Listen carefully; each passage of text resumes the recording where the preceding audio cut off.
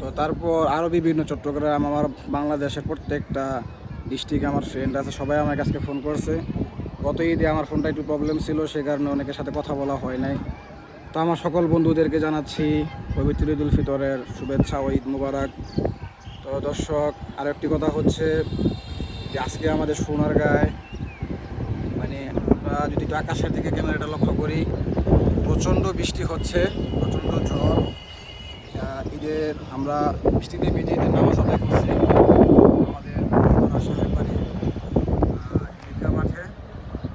দর্শক, তারপর আমরা আসলাম হাঁটতে হাঁটতে নামাজের পর আমাদের বাড়ির ছাদে।